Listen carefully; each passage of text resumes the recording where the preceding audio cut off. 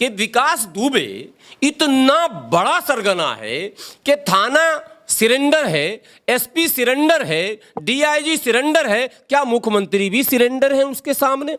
ऐसा लग रहा अब कि मुख्यमंत्री भी सिरेंडर है। आपने कहा, और सीधी बात मैं करता हूं, बिल्कुल सीधी, कि मुख्यमंत्री जी के ये सारे चेले हैं जो अपराध जगत में अपना वर्चस्व बना चुके हैं और इनको पाल पोस कर इनका आतंक पूरे क्षेत्र में फैलाकर आने वाले चुनाव में इन्हीं के माध्यम से वो वोट बटोरना चाहते हैं। बिल्कुल, कानपुर में 17-18 घटनाएं 3 साल में घटी हैं। दलित बच्चियों को मंडप से उठाया गया, उसका बलात्कार हुआ, न्याय नहीं मिला, उसकी हत्या हो गई। ऐसी 8 घटनाएं कानपुर की एक एक गांव की मैं बता दूंगा। क्यों नहीं दलितों को न्याय मिल रहा? क्यों नहीं अल्पसंख्यकों को न्याय मिल रहा? क्यों नहीं पिछड़ों को न्याय मिल रहा? इसलिए नहीं मिल रहा कि न्याय व्यवस्था पर, थाना पर, अदालत पर, तमाम चीजों पर इन मनुवादियों ने कब्जा कर लिया। सीए एनआरसी का विरोध करने वाले सारे बड़े बुद्धिजीवी, अगर इन लोगों ने उस प्रोटेस्ट में सिर्फ भाग लिया और कुछ नहीं किया, सिर्फ भाग लिया, हिस्सा लिया, पार्टिसिपेट किया, तो आपने उनके होर्डिंग लगा दिया अपराधियों की सूची बनाकर। और आज विकास दुबे जिसने इतना बड़ा जघन्य अपराध किया है, और वो तो अभी किया है, निरंतर वो करता रहा था, ये बातें अब आ रही हैं निकल कर, तो आपने अब तक उसका होर्डिंग क्यों नहीं लगाया? दिल्ली में जो फरवरी के अंत में और मार्च के प्रारंभ में जो घटना घटी, जिसको आप दिल्ली दंगा कहते हैं, हालांकि दंगा उंगा नहीं था, वो तो एक प्रायोजित खेल था जो खेला गया। उसमें भी विकास दुबे के तार जुड़े हैं, क्योंकि यहां भी उसका अगुवा उसी जाति का था और जिस डीसीपी को थ्रेटिंग दिया जा रहा था कपिल मिश्रा के द्वारा, वो डीसीपी भी उसी जाति का था। कानपुर में सिर्फ विकास दुबे का मामला नहीं है। विकास दुबे के द्वारा जो घटना घटी है, उससे पहले उससे भी बड़ी एक घटना घटी थी, उस पर पर्दा डाल दिया गया। भारत का दुर्भाग्य ये है कि यहाँ लोग भूलते बहुत हैं। एक घटना घटी, पिछली सारी घटना खत्म, फिर दूसरी घटना घटी, पिछली घटना खत्म। विकास दुबे का मामला जब आया तो आप इसको समझें कि देश में हो क्या रहा। विकास दुबे का जिस से कनेक्शन बताया जा रहा, जिस से, वो सभी लोग स्वजातीय हैं, एक जाति के हैं।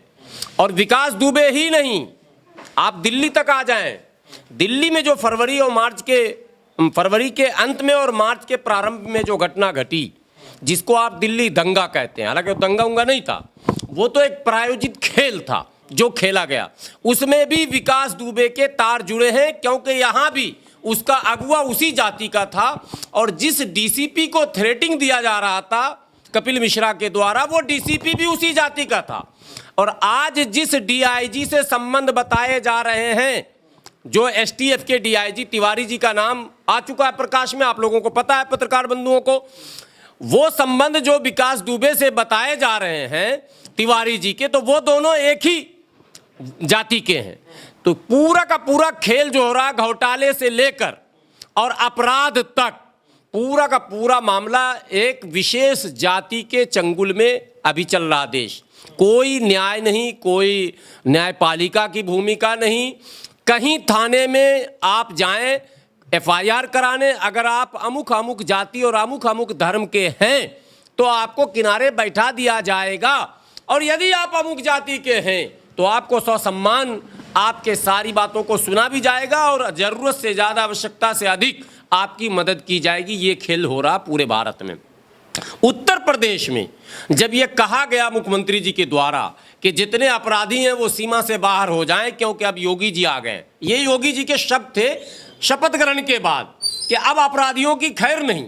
आपने वो दृश्य देखा होगा, नोएडा से लेकर, मुजफ्फरनगर से लेकर, मेरठ से लेकर और तमाम जगहों पर आए दिन ये सूचनाएं प्राप्त हो रही थी कि इनकाउंटर में एक फला मारे गए। लगातार इनकाउंटर, निरंतर। किसका इनकाउंटर हो रहा था साहब? आपको वो इनकाउंटर भी याद है जिसमें फर्जी इनकाउंटर में यादव मारा गया, बड़े हंगामे हुए। तो इनकाउंटर के नाम पर एससी एसटी ओबीसी के वो नौजवान जो समाज को कुछ, माने समाज के लिए कुछ करना चाहते थे, उन्हें तो आपने इनकाउंटर के नाम पर अपराधी बनाकर मार दिया। लेकिन वो लोग जो वाकई अपराधी हैं, जिनकी पूरी लंबी सूची अब आ चुकी है सामने, उनका इनकाउंटर क्यों नहीं हुआ इतने सालों तक? आप ये प्रश्न कौन करेगा? ये प्रश्न सत्ता से आखिर होनी चाहिए या नहीं कि विकास दुबे इतना बड़ा सरगना है कि थाना सिरेंडर है, एसपी सिरेंडर है, डीआईजी सिरेंडर है, क्या मुख्यमंत्री भी सिरेंडर है उसके सामने? ऐसा लग रहा अब कि मुख्यमंत्री भी सिरेंडर है। आपने कहा कि 100 टीमें लगी हुई हैं, 2.5 लाख की घोषणा भी हो गई, आपको 5 लाख अब हो गया, बढ़ता चला जा रहा। लेकिन आप ये बताइए कि उसका पोस्टर और होर्डिंग कहीं लगा कि नहीं लगा पूरे उत्तर प्रदेश में? आप लोग पत्रकार हैं, अब तक अप टू नाउ अभी की बात कर रहा हूं, अब तक कहीं भी पूरे उत्तर प्रदेश में पोस्टर और होर्डिंग लगा क्या? नहीं लगा। तो प्रश्न खड़ा होता है कि सीए एनआरसी का विरोध करने वाले सारे बड़े बुद्धिजीवी, जिसमें आईपीएस रिटायर दारापुरी का भी नाम है, अगर इन लोगों ने उस प्रोटेस्ट में सिर्फ भाग लिया और कुछ नहीं किया, सिर्फ भाग लिया, हिस्सा लिया, पार्टिसिपेट किया, तो आपने उनके होर्डिंग लगा दिया अपराधियों की सूची बनाकर। और आज विकास दुबे जिसने इतना बड़ा जघन्य अपराध किया है, और वो तो अभी किया है, निरंतर वो करता रह रहा था, ये बातें अब आ रही हैं निकल कर, तो आपने अब तक उसका होर्डिंग क्यों नहीं लगाया? अब तक वो तो दाऊद इब्राहिम का एक फोटो चल रहा है, कई वर्षों से वही फोटो चल रहा, आपने भी देखा होगा, चश्मा काला लगाकर। कहीं ऐसा तो नहीं कि विकास दुबे की भी वही तस्वीर घुमाई जा रही है मीडिया में? अभी का उसका फ्रेश क्या फेस है, मौजूदा क्या चेहरा है, किस कपड़े में वो भागा है, किस गाड़ी में? क्या लगता है कि इसमें भी योगी सरकार का कहीं ना कहीं हाथ है? क्योंकि एडीजी जो है कानपुर के एएन सिंह जो है, वो कानपुर कांड की उनकी जांच सौंपी गई थी, ऐसा क्या उन्होंने पकड़ लिया जो रातों रात उनका भी ट्रांसफर कर दिया गया? ये तो परंपरा है इस सरकार की। जिस जज ने अगर संवैधानिक न्याय करने की ठानी कि हम दूध का दूध पानी का पानी करेंगे, सरकार को भनक लगी, रातों रात ट्रांसफर। एक दो नहीं, कई घटनाएं घट चुकी हैं। दिल्ली में भी वो घटना घटी जब दिल्ली दंगा हुआ था, ज्यों जज ने कुछ कड़ा फैसला लिया, रातों रात ट्रांसफर। और ट्रांसफर से अगर नहीं माना गया तो जस्टिस लोया का उदाहरण तो सामने है ही।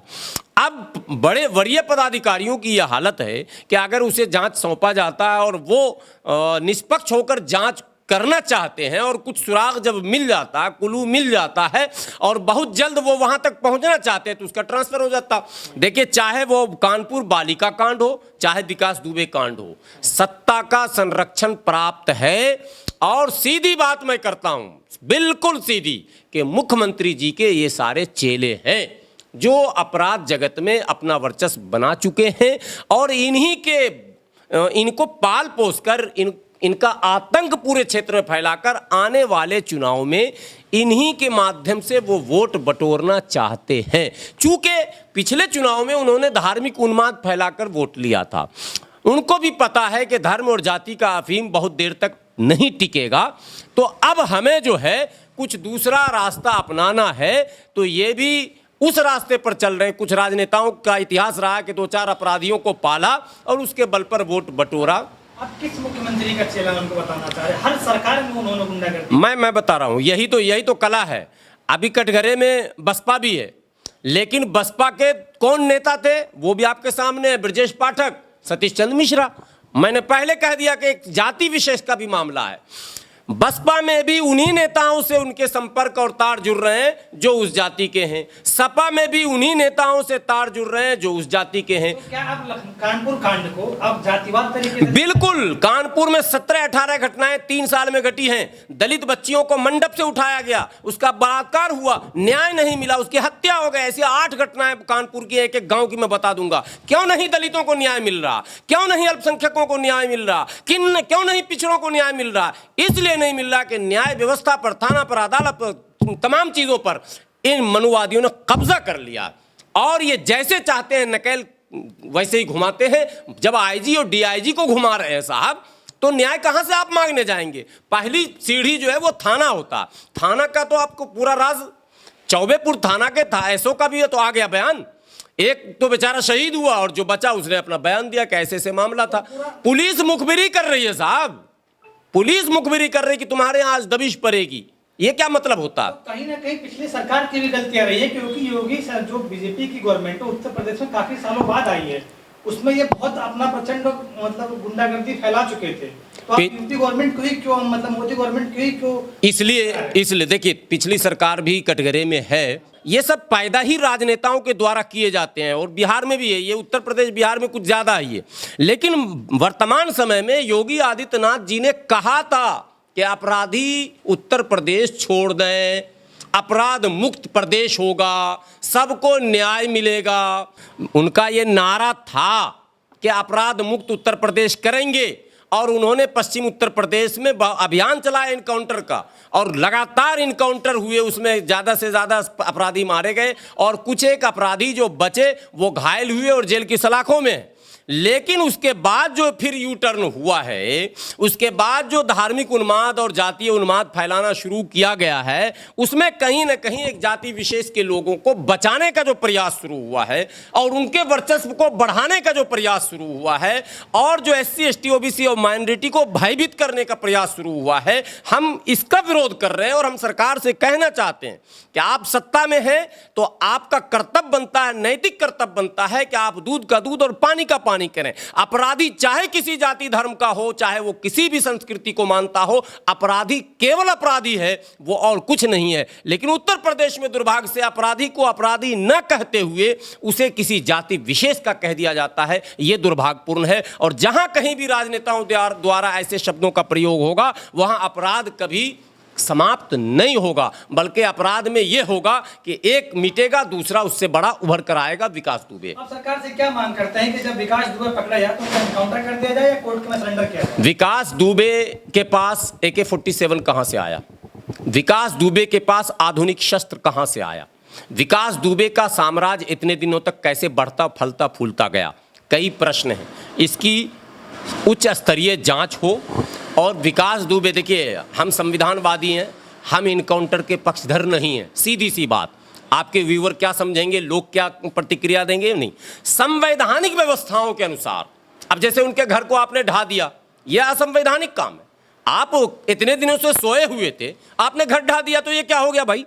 घर किसी का आपने ढा दिया बुलडोजर से, तो ये संविधान जिन जिन चीज़ों की अनुमति देता है, आप उस रास्ते पर चलिए। यदि पहले से अगर आप चले होते तो आज ये दिन आपको देखने को नहीं मिले होते।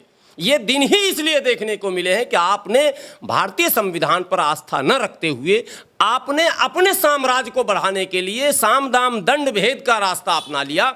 आज भी मैं यही सरकार से कहूँगा कि भारतीय संविधान में सारे रास्ते हैं। आप विकास दुबे को पकड़िए, गिरफ्तार कीजिए और उससे उगलवाइए किस किस ने उसको यहाँ तक पहुँचाने में सहयोग किया। आज वो एक छोटा सा व्यक्ति जो ग्राम प्रधान हुआ करता था, वो कई मंत्रियों के माने बराबर में कैसे आकर खड़ा हो गया। योगी जी आशीर्वाद दे रहे हैं, वो तस्वीरें हैं मार्केट में, बड़े बड़े लीडरों के साथ उनकी तस्वीरें हैं मार्केट में, और पिछले बयान है पुराने पुराने जिसमें वो नाम लेता दिख रहा बाज़ाब्ता के सुप्रीमो ने हमें आदेश किया है चुनाव क्षेत्र चुन लो, तो मैं चुनाव लड़ने वाला हूँ, विधायक बनने वाला। तो अपराधियों को बढ़ावा दे रहे हैं आप। जब आप उसकी पृष्ठभूमि आपराधिक है तो कौन सा ऐसा दल है जो ये कहता है कि हम इसको प्रत्याशी बनाएंगे?